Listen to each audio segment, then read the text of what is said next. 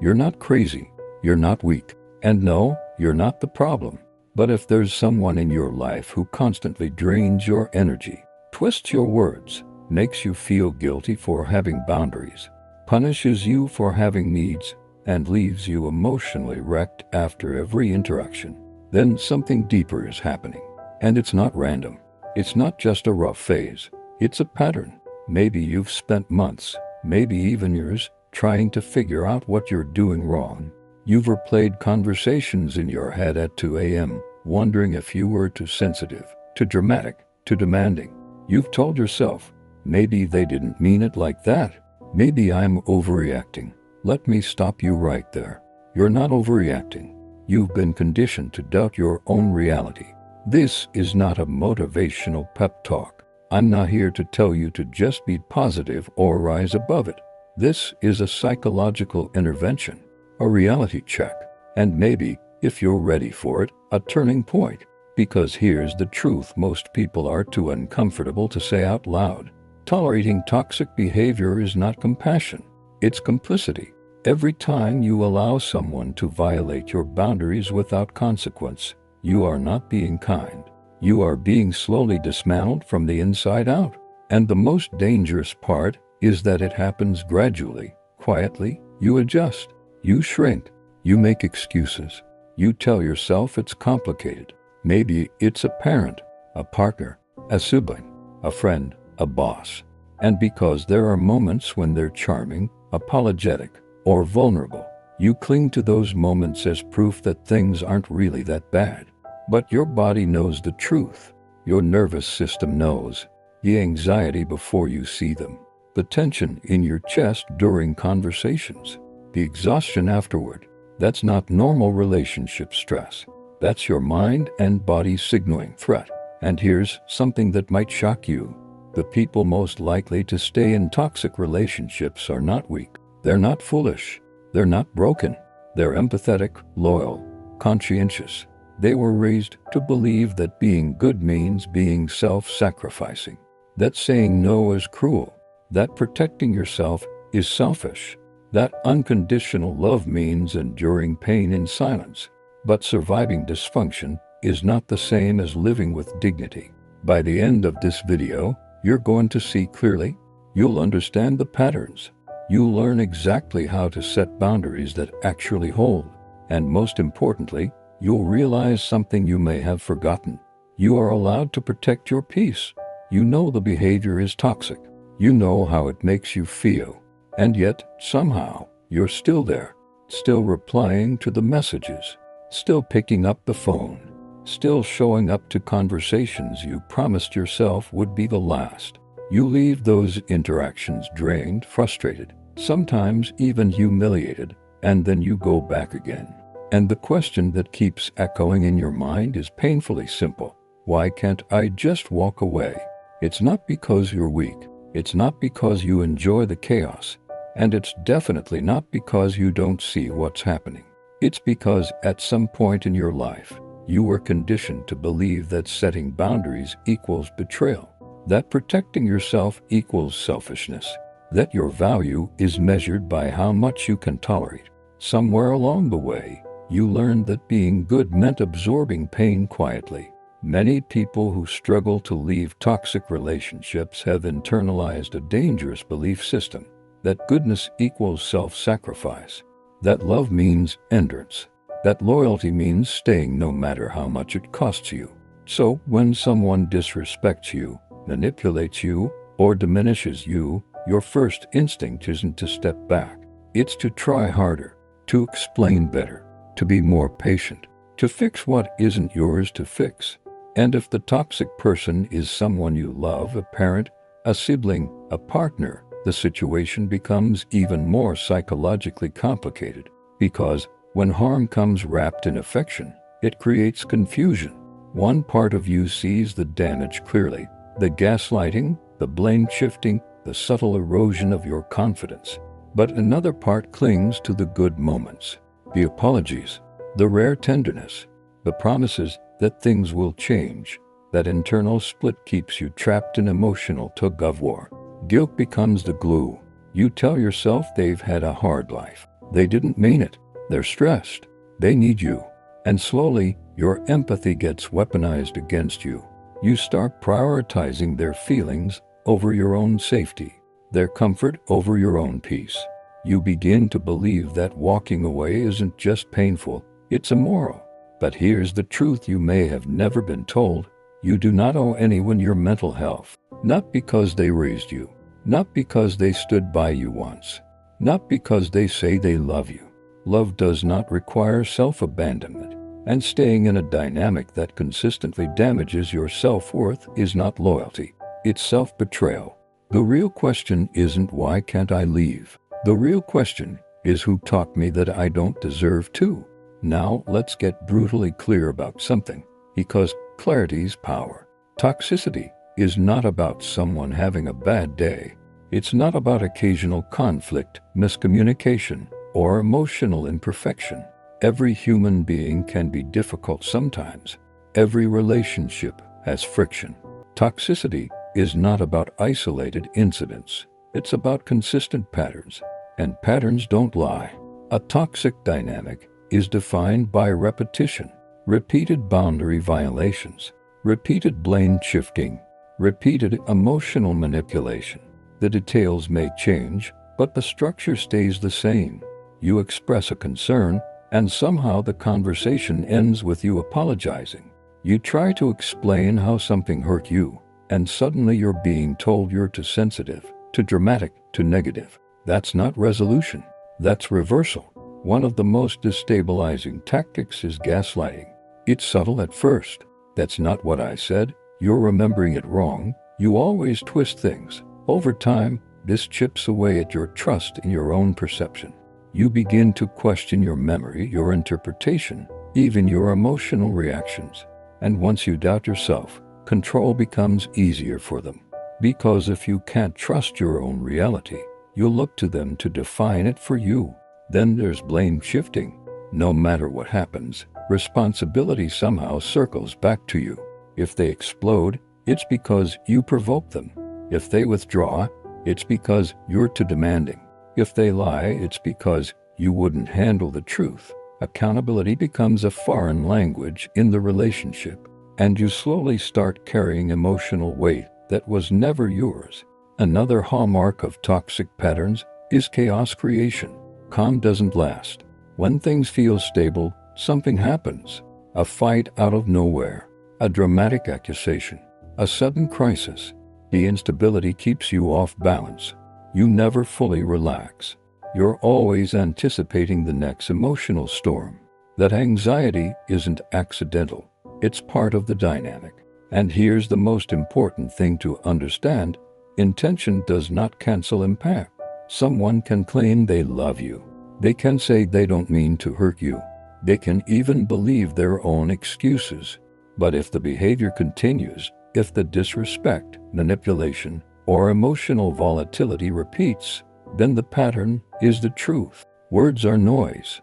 Patterns are evidence. You don't determine toxicity by how someone feels about you. You determine it by how consistently their behavior erodes your well-being. If you feel smaller, more anxious, more doubtful of yourself after most interactions, that's data. And your nervous system doesn't lie.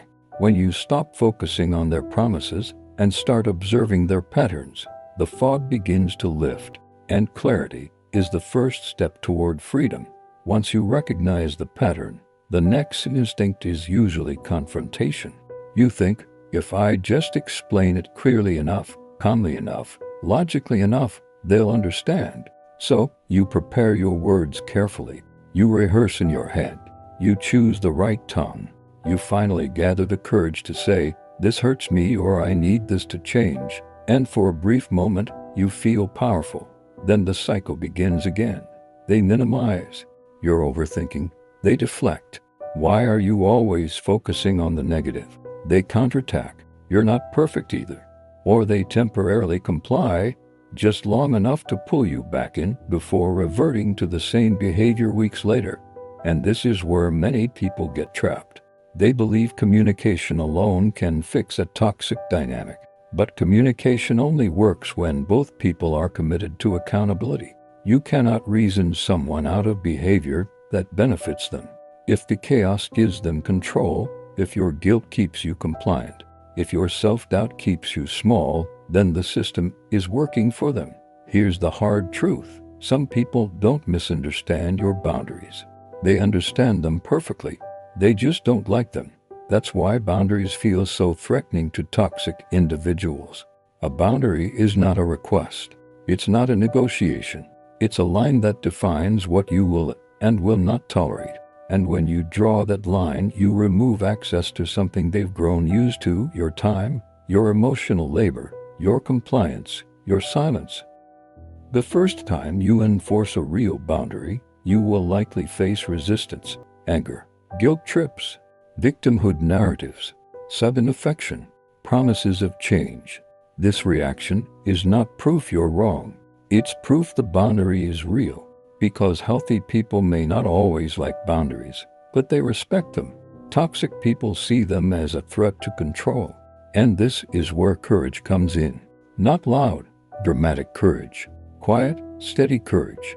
The kind that says, I won't explain this 10 times. I won't debate my right to feel safe. I won't shrink to keep you comfortable. Boundaries are not about changing someone else. They're about changing your participation in the dynamic. If someone continues to violate them, the consequence is not more explanation. It's distance, emotional distance, conversational distance, sometimes physical distance. You don't need their agreement to protect yourself. You only need your own decision. And the moment you stop arguing for your worth and start acting from it, everything shifts. But here's the part no one talks about enough. Even after you see the pattern, even after you understand the manipulation, even after you decide to set boundaries, leaving or even emotionally detaching can feel almost impossible. Because toxicity doesn't just hook your logic, it hooks your nervous system.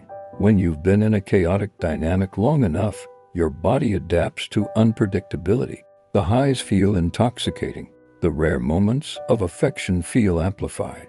After conflict, reconciliation feels like relief, like oxygen after being held underwater. And that relief can become addictive. This is what psychologists call a trauma bond, the attachment formed through cycles of harm and intermittent reward. It's not weakness, it's conditioning. Your brain starts associating inconsistency with love, anxiety with passion, emotional survival with connection. So when you try to step away, it doesn't just feel sad, it feels physically wrong. You miss them, you doubt yourself, you romanticize the good moments and minimize the bad ones. You start thinking, maybe it wasn't that bad, or maybe I overreacted. This is the withdrawal phase. And during withdrawal, your mind will try to rewrite history. It will spotlight their smile, their laugh, the way they once showed up for you. It will bore the manipulation, the dismissiveness, the nights you felt small and confused. Your brain isn't trying to sabotage you, it's trying to return to what's familiar. Familiar feels safe, even when it's harmful. That's why clarity must be written down, not just remembered. When you're thinking clearly, document the patterns. Journal the incidents. Capture the reality of how you felt. Because when nostalgia tries to edit the story, you'll need evidence of the full truth. Another difficult layer is identity. If you've been the fixer, the peacemaker, the understanding one, stepping back can feel like betraying who you are. You might think, if I just love harder, they'll change. But love is not rehabilitation. And you are not responsible for someone else's unwillingness to grow. Healing requires tolerating discomfort.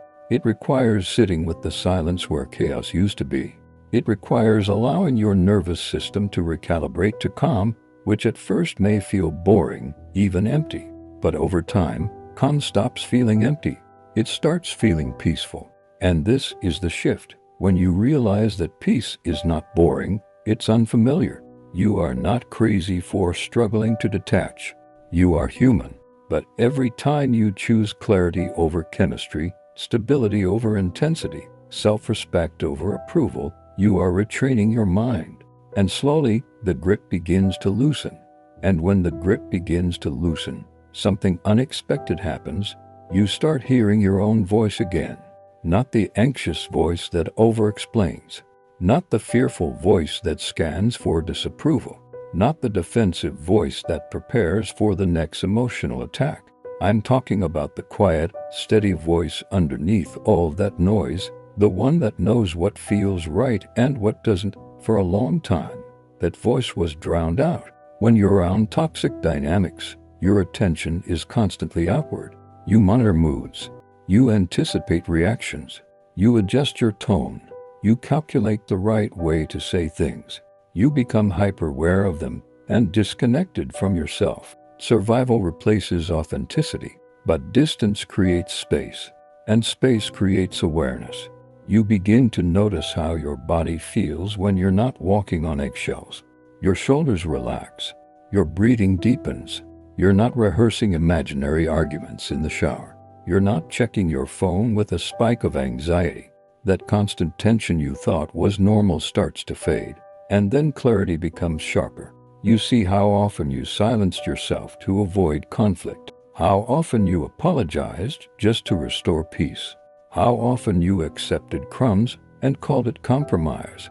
This realization can sting. There may be grief, not just for the relationship, but for the version of you that tolerated less than you deserved. But don't let that grief turn into self-blame. You did what you knew how to do at the time. You coped the way you were conditioned to cope. Maybe you learned early in life that love had to be earned. Maybe you were praised for being easy and understanding. Maybe conflict once meant danger, so you became skilled at smoothing everything over. Those strategies once protected you, but what protects you in one season can imprison you in another. Growth is not about shaming your past self. It's about updating your patterns. And here's where empowerment becomes real. You start responding instead of reacting. When someone crosses a line, you notice it immediately. You don't need 3 months of confusion to label it. You don't need 5 friends to validate your intuition. You trust your internal signals. You no longer chase people who withdraw to manipulate you. You no longer beg to be chosen. You no longer perform calmness while resentment builds underneath. Instead, you state your needs clearly. And if they're not respected, you step back without theatrics. That shift changes everything, because the moment you stop negotiating your worth, the kind of people you attract begins to change. Healthy dynamics might feel quieter, less dramatic, less intoxicating, but they are steady. They are mutual. They don't require you to abandon yourself to keep them alive. And perhaps for the first time, you realize something profound. You were never too sensitive. You were responding normally to something unhealthy. And now, you finally get to choose differently. And choosing differently is not a single dramatic moment. It is a series of small, consistent decisions that quietly reshape your life. It's choosing not to respond to a message that pulls you back into chaos. It's choosing not to explain yourself for the 10th time. It's choosing to sit with loneliness rather than return to disrespect. At first, these choices feel heavy. There's doubt. There's temptation. There's that familiar voice whispering, maybe you're overreacting. Maybe you should just let it go. But this time, instead of silencing your discomfort, you listen to it. Because discomfort is information. For so long you were taught to override it, to be agreeable, to be flexible, to be understanding. You were praised for your tolerance. But tolerance without boundaries slowly erodes self-respect. And self-respect is the foundation of every healthy relationship you will ever have. When you begin honoring your boundaries, something shifts internally. You feel stronger, not louder, not harsher, just steadier. You don't need to threaten. You don't need to prove. You don't need to win. You simply know where you stand. And here's the paradox. The more you respect yourself, the less you feel the need to control others. You stop trying to fix people who don't want to change. You stop analyzing mixed signals. You stop decoding breadcrumbs of attention. Instead, you observe behavior and you believe it. This is emotional maturity. It's understanding that someone can have good qualities, and still be wrong for you. That chemistry does not equal compatibility. That history does not obligate your future. That empathy does not require self-abandonment. There may be moments of sadness. That's natural. You are not becoming cold. You are becoming clear. You are not becoming selfish. You are becoming aligned. Alignment feels different. It feels calm. It feels grounded. It feels like your words and your actions finally match. And when alignment becomes your standard, your environment begins to shift. You attract conversations that feel reciprocal. You attract friendships that don't drain you. You attract partnerships where effort flows both ways.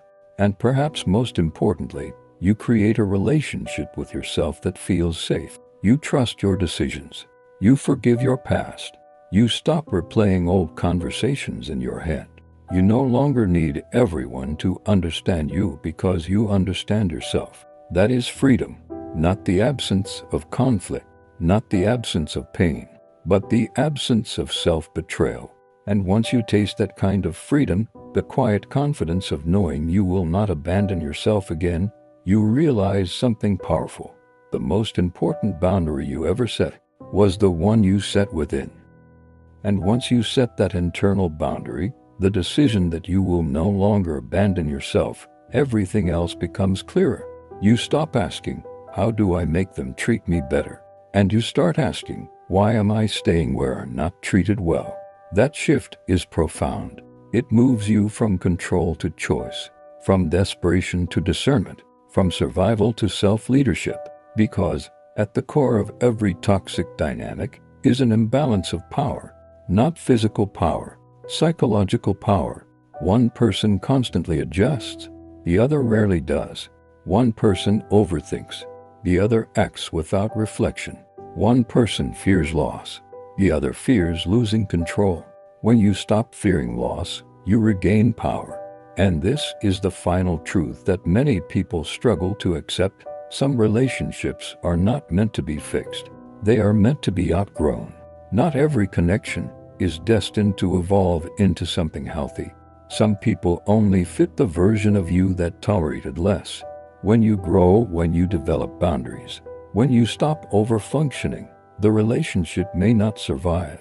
And that doesn't mean you failed. It means the dynamic depended on a version of you that no longer exists. Growth will cost you certain relationships, but staying stagnant will cost you yourself. There will be people who say you've changed, and they'll be right. You have. You're less reactive, less available for chaos, less willing to entertain disrespect. The people who benefited from your lack of boundaries may feel uncomfortable around your new standards. Let them. Discomfort is not damage, it's adjustment. And as you continue forward, you'll begin to notice something extraordinary. Peace becomes your baseline, not excitement fueled by anxiety, not attachment fueled by fear. Peace, conversations that don't leave you spiraling, connections that don't require constant repair, silence that doesn't feel threatening. You won't crave intensity the way you once did. You'll crave safety, mutual respect, emotional steadiness, and you'll realize that healthy love doesn't feel like walking on eggshells. It feels like standing firmly on solid ground. So, here's the question I want you to sit with. What level of access does someone deserve to your life based on their behavior, not their words, not their history, not your guilt, but their consistent impact on your well-being? You are allowed to answer that honestly. You are allowed to reduce access. You are allowed to say no without a speech. You are allowed to walk away without a villain story. You are allowed to choose yourself. Protecting your peace is not cruelty. It's clarity, and clarity is power. So where do you go from here? Not back to tolerating what hurts you. Not back to over-explaining your boundaries. Not back to shrinking so someone else can feel comfortable. From here, you move forward deliberately.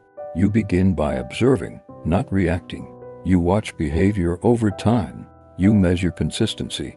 You stop being hypnotized by apologies that aren't backed by change. Because real change is not emotional.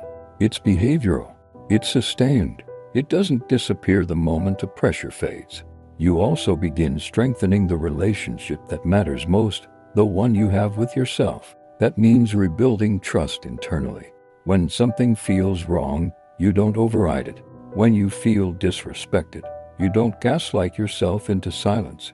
When you need space, you take it without constructing a courtroom defense in your mind. You start living in alignment with your values instead of in reaction to someone else's volatility. And here's something important. You don't have to become hard to become strong. Strength is not coldness. Boundaries are not bitterness. Distance is not hatred. You can release someone without wishing them harm. You can detach without becoming cruel. You can walk away peacefully. In fact, the most powerful exits are quiet. No dramatic speeches. No revenge. No final arguments designed to finally make them understand. Just a steady shift of energy, a withdrawal of access, a refusal to participate in dynamics that diminish you. And if the relationship adjusts in a healthy way, if respect grows, if accountability becomes consistent, if boundaries are honored, then you'll know the shift was mutual. But if the relationship collapses the moment you stop over-functioning, that tells you everything you need to know. You were never asking for too much. You were asking the wrong person. There may still be moments of doubt. That's normal. Growth doesn't erase emotion, but doubt no longer controls you. You move forward anyway. You choose peace anyway. You hold your line anyway, because now you understand something fundamental. Your time, your emotional energy, your nervous system, they are not public property. They are not owed to anyone who repeatedly harms them. You get one life, one mind, one body, and protecting them is not selfish. It's responsible. So if this message resonates with you, I want you to reflect on one thing. What boundary have you been avoiding because you were afraid of someone's reaction? And what might change in your life if you finally enforced it? You are not powerless. You are not dramatic. And you are not wrong for wanting peace. You are waking up, and once you wake up, you don't go back to sleep. There comes a moment in life when the clarity settles in, and you realize that everything you've been struggling with was never about them. It was about you, not in the sense that you caused it, but in the sense that your participation, your tolerance, your self-doubt, your over-explaining, your fear of being too much allowed the cycle to continue. And now the truth is undeniable. The most important boundary you will ever set is the one you place around your own mind, your own heart, your own energy. From here on out, you stop negotiating your worth. You stop arguing for your own dignity. You stop shrinking yourself to accommodate the volatility of others. You no longer tolerate manipulation, chaos, or emotional erosion. You make a choice, and it's a conscious, steady choice, to protect yourself. That doesn't mean you become cold. It doesn't mean you seek revenge. It doesn't mean you stop caring. It means you honor your life, your energy, your sanity, and the nervous system that has been screaming for relief all this time. This is not a dramatic epiphany. It is subtle, cumulative, and powerful. You begin by observing, by noticing behavior patterns instead of excuses, by responding with consistency instead of reaction, by enforcing your boundaries calmly, repeatedly, without needing to prove anything to anyone. And slowly, quietly, almost imperceptibly at first, the dynamic begins to shift. You create space for healthier interactions, whether that means distance, low contact, or complete detachment. And as the chaos subsides, something miraculous begins to happen. You start to feel your own presence again. You start to trust your own judgment. You start to recognize your own feelings as valid. The constant tension that once ruled your body begins to dissolve. Your shoulders relax. Your breath deepens. You are no longer hypervigilant. You are no longer reacting to the unpredictable emotional weather of someone else's mind. You are free to exist without negotiation. This freedom is not a gift. It is not dependent on anyone else's understanding. It is the result of a choice. The choice to stop bleeding for people who refuse to stop cutting. The choice to prioritize your own peace. the choice to reclaim your life from the silent tyranny of habitual compromise. There may still be grief. There may still be moments of doubt, nostalgia, and longing. But grief is no longer bondage. Doubt is no longer authority. Longing is no longer an excuse to return to what diminishes you. And once you see yourself clearly, you understand something profound. You were never too sensitive. You were never too emotional. You were never the problem. You were simply responding to something unhealthy, and now you are choosing differently. You are choosing boundaries. You are choosing clarity. You are choosing peace. And in that choice lies real power. So take a moment to reflect. Which relationships, behaviors, or patterns are you still tolerating out of fear, guilt, or habit? Which boundaries have you avoided setting because you feared their reaction? Today, you are allowed to answer honestly. You are allowed to act. You are allowed to reclaim your energy, your mind, and your life. If this video resonated with you, here's what I want you to do. Like this video to help others find this message. Comment below with one boundary you are committing to enforce today.